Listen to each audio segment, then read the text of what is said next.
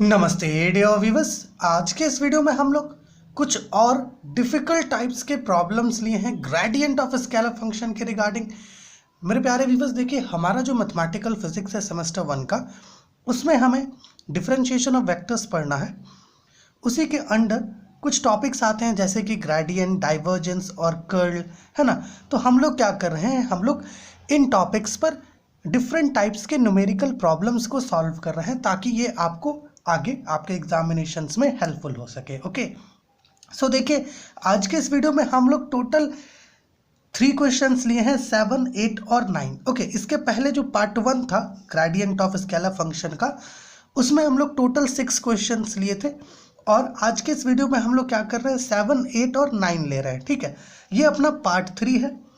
Part 2 जो था प्यारे व्यूअर्स, उसमें हम लोग बेसिकली जो भी प्रॉब्लम्स लिए हैं वो सब डायरेक्शनल डेरिवेटिव के रिगार्डिंग है। ठीक है, तो अगर आपने वो वीडियोस नहीं देखा है तो एक बार देखिए, लिंक नीचे डिस्क्रिप्शन में मिल जाएगा। तो चलिए यहाँ जो प्रॉब्लम्स है उसे स्टार्ट करते हैं। मेरे प्यारे व्यूअर्स, यहाँ पर देखिएगा जो सबसे पहला प्रॉब्लम हमारे पास है वो है find the constants m and n such that the surface mx² minus 2nyz is equal to m plus 4x will be orthogonal to the surface इतना एट दिस पॉइंट। देखिए कह ये रहा है मेरे प्यारे व्यूअर्स, हमें यहाँ पर m और n का वैल्यू निकालना है, वो भी इस प्रकार से कि ये जो गिवन सरफेस है, ये जो सरफेस गिवन है, ये सरफेस इस दूसरे वाले गिवन सरफेस से ऑर्थोगोनल हो, वो भी ये गिवन पॉइंट पर। ओके, है ना। इस प्रकार से हमें यहाँ पर इन कॉन्स्टेंट्स के वैल्यू को पता करना होगा। तो देखिए हमें इस क्वेश्चन में क्या करना है, बेसिकली जैसे मान लीजिए ये वाला जो है अपना पहला सरफेस है S1, ये ओके जो गिवन है, मान लेते हैं। इसी प्रकार से एक दूसरा सरफेस है S2, ये वाला, ठीक है, जस्ट इमेजिन। और ये अपना कॉमन पॉइंट है जो यहाँ पे गिवन है। ओके, जस्ट एक इमेजिनेशन का फिगर है ये, ठीक है। 1, -2 और 2 ये पॉइंट है।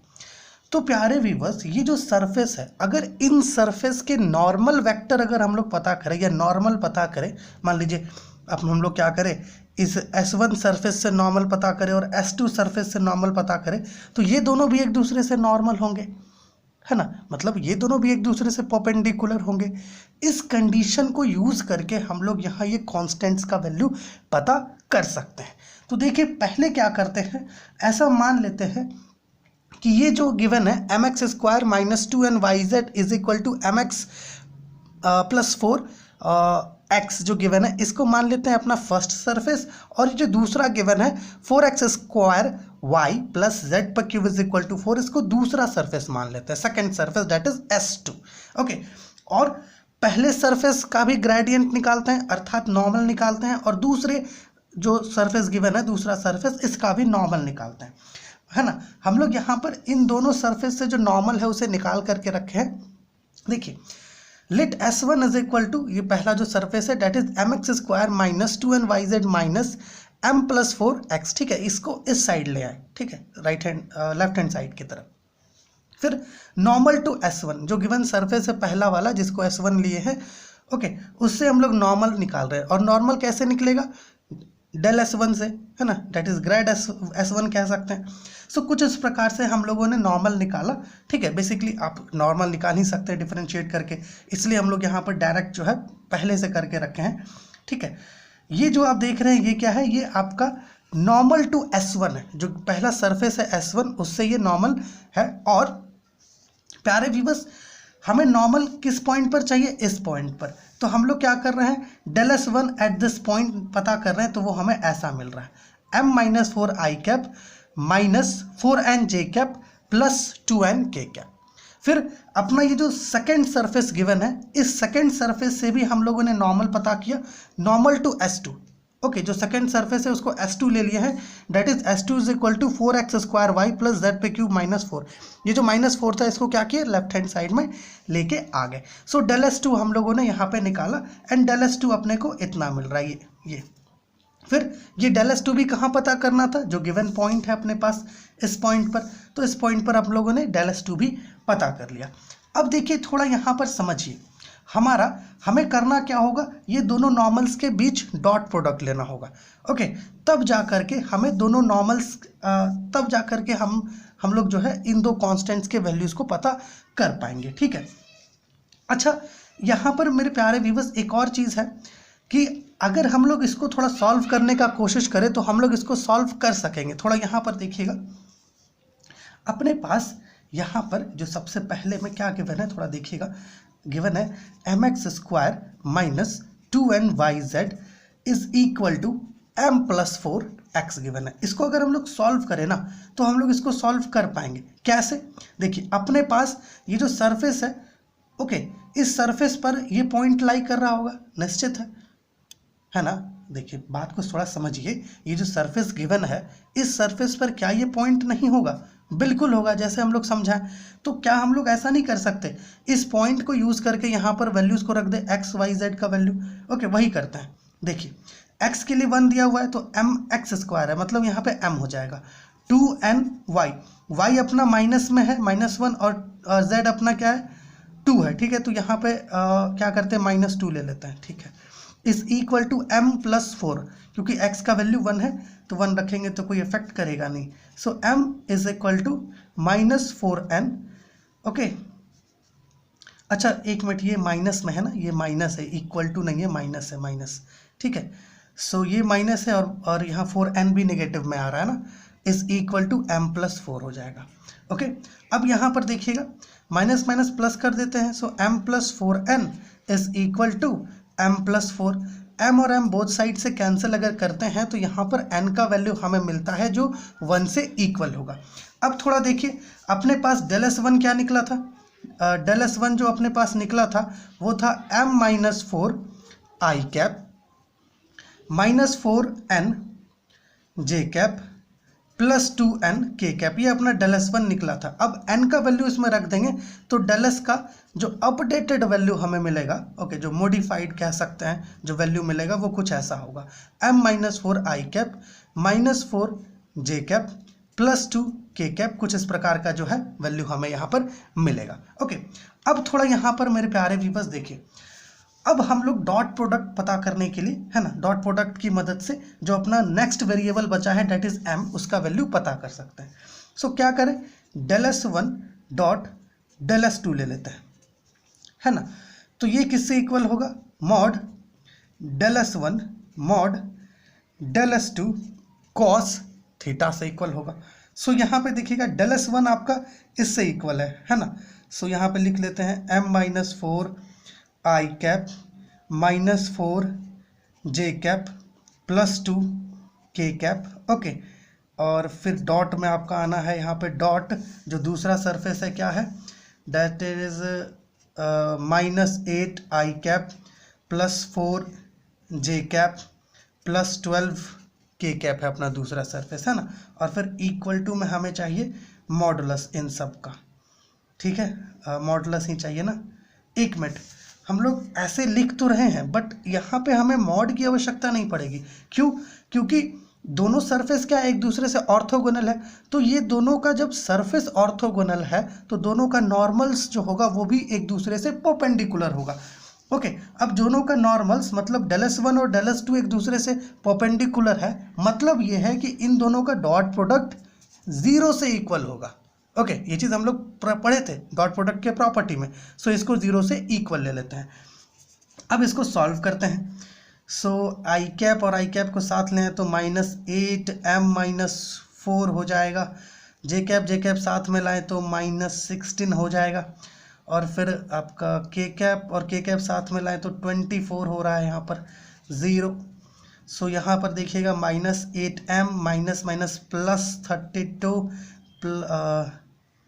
जी, ठीक है, 16 और 24 डेट इज 0 -8m प्लस, यहाँ पर अगर इसको आप सॉल्व करते हैं तो क्या मिलेगा, 24 माइनस 16 करें तो 8 और प्लस 32 तो 40 आएगा, is equal to 0। It means है -8m इज इक्वल टू -40 हो रहा है, मतलब है कि नेगेटिव नेगेटिव सिंबल का कैंसिल कर दे तो m का वैल्यू हमें 5 मिल रहा है। सो यहाँ पे जो वैल्यूज़ हमें मिल रहा है वो है m इज इक्वल टू 5 और n is equal to 1। Okay, अगर यहाँ पर जो अपना जो पहला सरफेस है इसमें अगर m का वैल्यू हम लोग 5 रख दें, ठीक है, और n का वैल्यू 1 रख दें, तो ये जो दो सरफेसेस गिवन हैं, ओके, ये दो सरफेसेस इस गिवन पॉइंट पर ऑर्थोगोनल होंगे। ठीक है, ये अपना फर्स्ट क्वेश्चन था। चलिए चलते हैं कहाँ पर, सेकंड क्वेश्चन पर।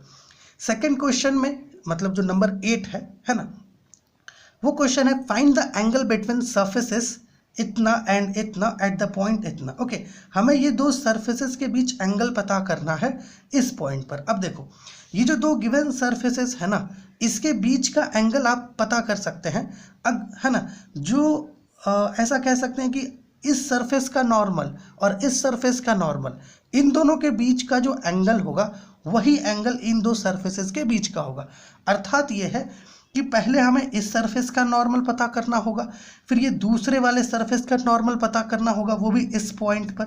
ओके, और फिर जैसे यहाँ पे पहले वाले क्वेश्चन में, क्वेश्चन नंबर 7 में हम लोग डॉट प्रोडक्ट लिए थे, उसी प्रकार से यहाँ पे डॉट प्रोडक्ट लेकर के हम लोग एंगल पता कर सकते हैं। इसके लिए मेरे प्यारे व्यूअर्स, हम लोग क्या किए हैं, इन दोनों का नॉर्मल्स पहले से पता करके रखे हैं। ओके, यहाँ पे देखिएगा, हम लोगों ने ऐसा मान लिया कि जो S1 है, मतलब ये जो गिवन है पहला सरफेस, उसको हम लोगों ने S1 ले लिया है, x² + y² + z² - 9, और उसका जो है नॉर्मल हम लोग निकाल लिए हैं जो गिवन पॉइंट है उस पर। ओके, अपना जो गिवन पॉइंट है उस पर हम लोगों ने उसका नॉर्मल निकाल लिया है। अच्छा, यहाँ पर देखिएगा, अपने पास जो पॉइंट गिवन है वो क्या है, 2, -1 और 2 गिवन है। हम लोगों ने जो पॉइंट लिया है वो क्या है, 2, 1 और 2 है। सो यहाँ पर इसे क्या करते हैं, इसे थोड़ा y वाले में -1 ले लेते हैं। ठीक है, सो अगर यहाँ -1 ले ले तो ये अपना नेगेटिव सिंबल हो जाएगा। ठीक है, और फिर अपना जो दूसरा सरफेस यहाँ पर गिवन है वो क्या है, ये आप जो देख रहे हैं दूसरा सरफेस, जिसको हम लोग S2 ले लिए हैं। फिर इस दूसरे सरफेस का भी जो नॉर्मल है वो हम लोग पता करके रखे हैं कुछ इस प्रकार से। और फिर आप यहाँ पर देख पा रहे होंगे, हम लोगों ने जो दूसरा सरफेस गिवन है उससे जो नॉर्मल है, उसका जो नॉर्मल है वो भी हम लोग यहाँ पे पता करके रखे हैं गिवन पॉइंट पर।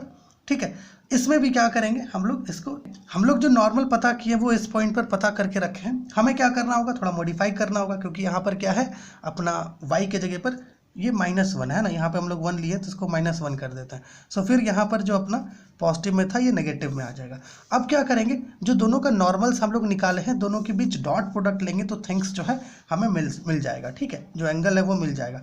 सो ∇S1 dot ∇S2 is equal to mod ∇S1 mod ∇S2 okay cos थीटा। अब देखो, यहाँ पर दोनों के बीच का डॉट प्रोडक्ट 0 नहीं होगा, क्योंकि हमारे पास यहाँ कोई परपेंडिकुलर या ऑर्थोगोनल जैसा कोई केस गिवन नहीं है। ठीक है, सो यहाँ पर देखिएगा क्या करेंगे, ये जो दो अपना सरफेसेस है इन दोनों का डॉट प्रोडक्ट लेना है। मतलब है कि दोनों का डॉट प्रोडक्ट अगर ले तो क्या होगा, यहाँ पर देखिएगा 4 और 4 है ना i कैप में, तो यहाँ पे हो जाएगा 16।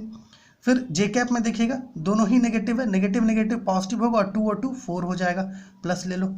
ओके, और फिर k कैप में देखिएगा एक नेगेटिव है और एक पॉजिटिव है, तो नेगेटिव पॉजिटिव नेगेटिव हो जाएगा, और हमें जो है यहाँ पे 4 मिलेगा, -4।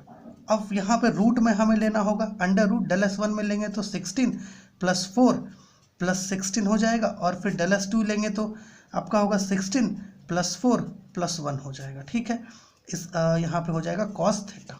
अब देखिएगा थोड़ा सा प्यारे व्यूअर्स, ऐड करें तो कितना होगा, 4 और 4 तो यहाँ से कैंसिल हो जाएगा, यहाँ पे 16 बचेगा, और यहाँ होगा आपका 16 और 16 कितना होता है 32, और 4 √36, और इसमें हो जाएगा आपका √21 और cos थीटा। ठीक है, सो यहाँ से देखिए तो हमें क्या मिल रहा है, cos थीटा जो हमें मिल रहा है वो होगा 16/√36 √21। हम लोग चाहें तो इसे ऐसे भी लिख सकते हैं 16/6 √21। ओके, एंड दिस इज, यहाँ से अगर कैंसिल करें तो 2 8 जा 16 और 2 3 जा 6 होता है। सो cos थीटा जो हमें मिल रहा है यहाँ पे वो है आपका 8/3 √21, और चाहे तो हम लोग ऐसा लिख सकते हैं कि जो थीटा है वो हमें मिल रहा है cos इनवर्स 8/3 √21। ओके, और ये जो एंगल हमें मिल रहा है थीटा, ये क्या है, ये जो दो नॉर्मल्स हम लोग निकाले सरफेस पर, ओके, उसके बीच का यहाँ पर एंगल है। ओके, और ये जो एंगल है यही एंगल क्या है, दोनों गिवन सरफेसेस के बीच का एंगल होगा। ठीक है, अब आगे का जो क्वेश्चन हम लोग लिए हैं वो है find the directional derivative of ∇f at the point इतना in the direction normal to the surface इतना। Okay, where f is equal to इतना। देखिए, मेरे प्यारे व्यूअर्स, हमें करना क्या है, हमें डायरेक्शनल डेरिवेटिव निकालना है डेल एफ का, ओके, वो भी इस पॉइंट पर, ओके। और ये जो गिवन सरफेस है, ये जो गिवन सरफेस है, इसके नॉर्मल के डायरेक्शन में हमें ये डायरेक्शनल डेरिवेटिव निकालना है। तो इसके लिए हम लोग जो है प्यारे व्यूअर्स पहले से कुछ कार्य करके रखे हैं, ओके। हम लोगों ने जो गिवन अपना एफ है उसकी मदद से डेल एफ, ठीक है, डेल एफ यहाँ पे हम लोग डिफरेंशिएट नहीं किए हैं, ओके। इसका डिफरेंशिएट करके आप चेक कीजिए कि क्या ये जो हम लोग वैल्यू यहाँ पर डायरेक्ट लिए हैं क्या ये सही है, एक बार आप चेक करिए, ठीक है। फिर जो डायरेक्शनल डेरिवेटिव है डेल एफ का, वो भी हम लोगों ने यहाँ पर निकाला है, ठीक है। और जो गिवन पॉइंट है हमारे पास, जिस पॉइंट पर हमें डायरेक्शनल डेरिवेटिव चाहिए 1 - 2 1, ओके 1 - 2 1, इस पॉइंट पर चाहिए डायरेक्शनल डेरिवेटिव, वो भी हम लोगों ने यहाँ पर कैलकुलेट करके रखा है। सो जो डायरेक्शनल डेरिवेटिव हमें चाहिए डेल एफ का, ठीक है, डेल एफ का जो डायरेक्शनल डेरिवेटिव चाहिए वो अपना इतना है जो गिवन पॉइंट है उस पर। अब ये जो डायरेक्शनल डेरिवेटिव हमें पता करना है मेरे प्यारे व्यूअर्स, वो इस गिवन सरफेस के नॉर्मल डायरेक्शन में पता करना है। मतलब है कि इस सरफेस से, मतलब इस सरफेस का जो नॉर्मल वेक्टर है वो हमें पता करना होगा, और वो भी हम लोगों ने यहाँ पे पता करके रखा है। ये जो गिवन सरफेस है, इस गिवन सरफेस का ये नॉर्मल है, ठीक है, हम लोगों ने ये नॉर्मल भी यहाँ पे पता करके रखा है। तो आगे का जो काम है वो चलिए हम लोग यहाँ पे करते हैं। देखिएगा, हम लोगों ने जो नॉर्मल पता किया है, ओके, वो कुछ ऐसा है। यहाँ पे थोड़ा सा देखिएगा, हम लोगों ने जो नॉर्मल पता किया है यहाँ पर, वो नॉर्मल हमें मिला है z y² - 3, okay, i cap plus j cap 2x yz plus k cap x y² - 2z, ऐसा जो है हमें नॉर्मल मिला है, ठीक है। अब देखिए, हमें ये जो नॉर्मल पता करना है वो भी इसी पॉइंट पर चाहिए, ठीक है ना, क्योंकि डायरेक्शनल डेरिवेटिव जो चाहिए डेल एफ का वो इस पॉइंट पे चाहिए, इसके डायरेक्शन में, इसके मतलब इसके नॉर्मल के डायरेक्शन में। तो ऑब्वियस सी बात है, इसका नॉर्मल इसी पॉइंट पर होगा। सो क्या करेंगे, जो नॉर्मल हम निकालेंगे वो इस पॉइंट पर निकालेंगे। मतलब है कि x का वैल्यू 1 रख देंगे, y का -2 और z का 1 रख देंगे, ठीक है। सो यहाँ पर पुट करके अगर देखें तो क्या मिलता है, देखिएगा, z 1 है, ठीक है, y² है तो 2 हो जाएगा, और यहाँ पे 2 - 3 i कैप आ रहा है, ओके। यहाँ पर देखिएगा, यहाँ पे क्या था, y का -2 था ना, तो यहाँ पे ये 4 हो जाएगा, है ना, 2 हम लोग ले लिए, इसको 4 कर देना है। फिर आपका j कैप के लिए अगर देखें तो j कैप में क्या आएगा, 2 × 1 2 हो जाएगा, यहाँ पे -4 और 1, यहाँ -4 आ जाएगा। और फिर k कैप के लिए अगर निकाले तो क्या मिलेगा, देखिएगा थोड़ा सा, k कैप के लिए अगर निकाले तो xy² है ना, यहाँ पे तो 4 आ जाएगा, 4 - 2 आ जाएगा, ठीक है। मतलब है कि यहाँ हमें मिलेगा i cap -4 j cap plus 2 k cap हमें मिलेगा। अब इस नॉर्मल के डायरेक्शन में हमें पता करना है डायरेक्शनल डेरिवेटिव डेल एफ का, तो इसका यूनिट वेक्टर हमें चाहिए होगा। सो इसका यूनिट वेक्टर निकालेंगे अगर, मान लीजिए, तो वो कैसे निकलेगा। सो यूनिट वेक्टर अगर निकालते हैं तो ये आपको मिलेगा i cap -4 j cap plus 2 k cap by √1 + 16 + 4 मिलेगा, ठीक है। And that is i cap -4 j cap plus 2 k cap by √ यहाँ पे हो जाएगा 21, इतना आ रहा है। अब देखिए, हमारे पास जो डायरेक्शनल डेरिवेटिव मिला था हमें, डेल एफ का जो डायरेक्शनल डेरिवेटिव मिला था एट दिस पॉइंट, वो इतना था। इसे क्या करेंगे, इससे मल्टीप्लाई करेंगे, ठीक है, तब जा करके हमें जो है डायरेक्शनल डेरिवेटिव मिलेगा गिवन सरफेस के नॉर्मल डायरेक्शन में। सो यहाँ पे देखिएगा, required directional derivative in the direction of normal to the given surface is, क्या करना है, मल्टीप्लाई करना होगा। यहाँ पे पहले लिख लेते हैं 348 i cap -144 j cap plus 400 k cap, okay. और डॉट में हमें लेना होगा i cap -4 j cap plus 2 k cap by √21। Multiply करिए तो क्या होगा, 348 माइनस, इसमें अगर मल्टीप्लाई करें तो 4 4 16 एंड 4 4 16 1 17, ओके, एंड 4 1 4 1 5 हो जाएगा यहाँ पर, प्लस यहाँ पर आ जाएगा 800 बाई √21। सो इसको सॉल्व करिए और बताइए कि यहाँ पर जो वैल्यू आ रहा है डायरेक्शनल डेरिवेटिव का in the direction of normal to the given surface, okay, वो कितना है, इसको सॉल्व करके बताइए, ठीक है। अच्छा, यहाँ पर देखिएगा हम लोगों ने मल्टीप्लाई किया 348 को आई कैप 348 आई कैप और आई कैप को, तो 348 आ गया।